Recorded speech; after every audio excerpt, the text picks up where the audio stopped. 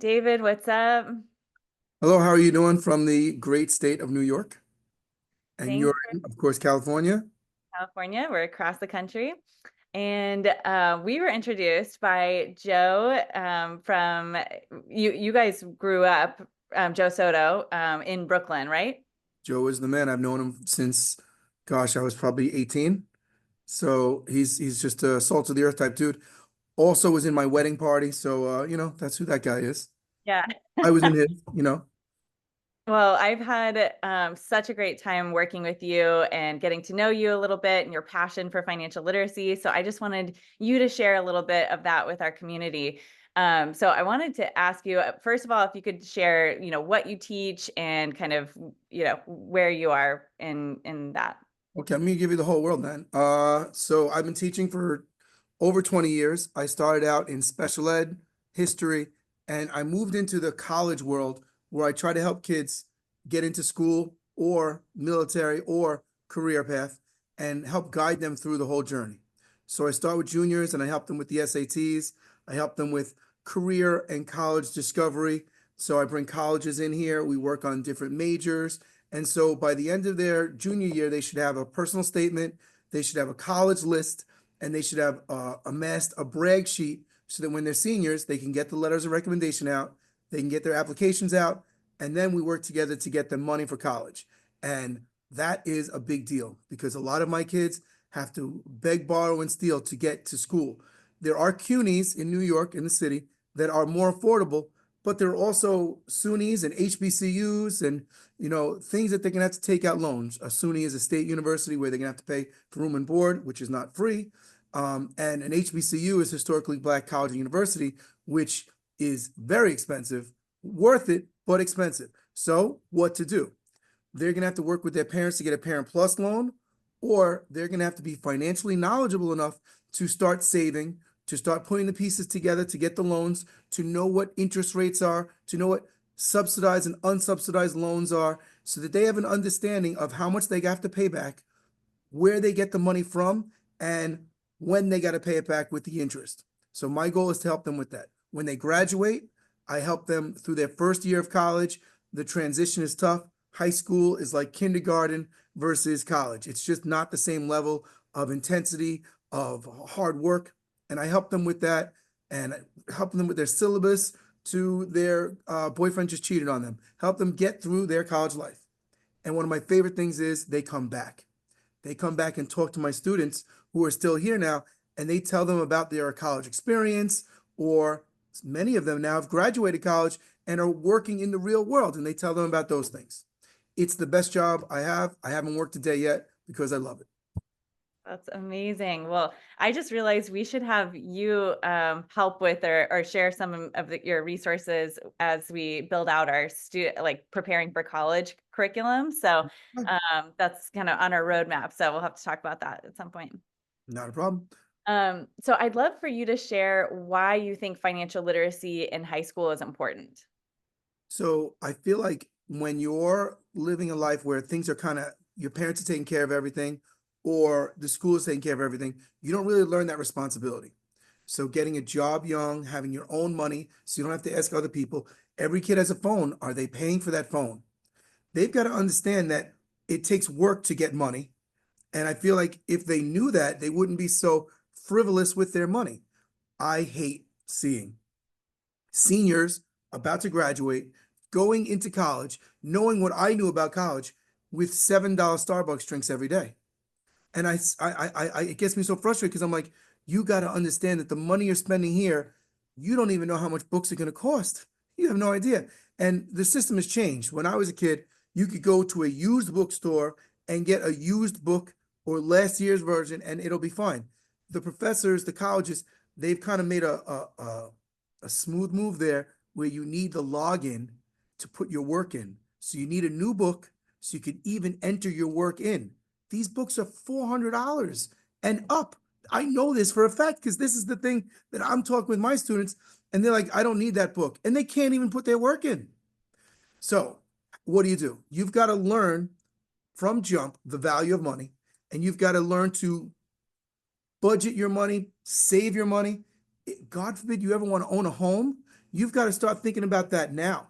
Now, college goers have to think about college. You can't worry about a home if you also have to worry about dinner. And that's something to really consider. But once you graduate and you're paying off those loans, you also should put some money aside for your big future. Yeah, why do you think that, I mean, you're teaching a financial literacy class, but it's not generally just taught in the curriculum, is that right? So I do college now. So I teach kids who are in college and or high school kids who are taking college classes. And we do try to give them a higher level of economic learning. In high school, they learn about macro and micro, but they really don't learn about how to budget themselves. It really should be taught more often, because it's good to know the economy and GDP and all that stuff, but it's also good to know how to keep your lights on and pay your rent and get a car and do these things. It's definitely something that needs to be taught. Many of our kids don't even have bank accounts. They use Cash App or all these other things. And without a bank account, you're not getting the protections. You're not getting, your credit score isn't really improving. So they don't even realize that. Why do they not have bank accounts? Is there a lot of like, do you see a lot of distrust or just lack of Mm. knowledge around Yeah, I banking? think lack of knowledge, lack of distrust. I mean, I, as a parent, took my kid to get a bank account, and the bank messed up and charged him over and over again, even though we're like, he's underage, it's the first thing. And we had to go there like 4 times and speak with TD Bank, TD, and really get them to do what's right and, wipe out that random, emptied his bank account when he wasn't supposed to have a minimum balance. But yeah, there's a lot of learning that needs to take place to understand the intricacies of that. I think back in the day, bill paying with a check, and you have a checkbook, or you have your notepad. I'm looking for my pad that I have. You have a notepad that could tell you specifics like the money coming in, what it's for, and stuff like that. But now with a direct deposit for me, I don't even know what goes where anymore. And I bet you there's so many things that I'm paying for that I'm never using. I feel like my whole world is like a timeshare. Like I don't even know what's happening. And I teach the class. So I Yeah. mean, imagine someone that doesn't. Yeah, exactly. No, I think that all the time. And speaking of like of people just not knowing, and I mentor a girl that's about 16 in Big Brothers Big Sisters, and she got paid recently for her first job, and she spent all of her money on, she immediately bought an iPhone for herself and then also for her little sister, and she was just like, and there were a couple other things that she bought, and she was like, "Yeah, it was amazing." I was like, "Do you want an iPhone? Sure, okay, let's get it." And I was like, "That's really kind," but also there was no thought around actually saving, and it made me realize like, oh, that's not something intuitive necessarily, that's not something that that's ingrained in her, and so a lot of people are starting from a different place, I think. If it's your first time to give back, it's tricky because, if I were in your shoes, I might say something like, that's really a great first check that you did. But the next check you've got to start now. Put 30% away for this. You're 16, you're gonna need college money, put 20% for this. If you want to spend 10% on this and keep the other percent and something like that. Also, you said she got iPhones. If she wanted a real phone, she would have gotten a Samsung. Just throwing that out there. I thought that's where you were gonna go. I was like, yeah, you're right. It's not a Galaxy, so. um So I'd love to hear, like, I've sat in on some of the classes that we've done together in your financial literacy course, and it was really impactful for me to hear what the students were thinking and how they were processing some of that information. Like, so, just I was hearing people actively say, like, "Oh, I am thinking about this differently now," and "Oh, yeah, I want to think about the 50/30/20 rule," and whatever. I'd love to hear from you. What are some of the things that you've seen students learn or grow from as part of that? So the first thing I'll say is the interest rates on store cards and credit cards that they have no idea about, that they sign up for. And then they were like, damn, that's terrible. Why did I get that card? And I'm like, you need to close that out or pay that in full. Paying in full is a big deal.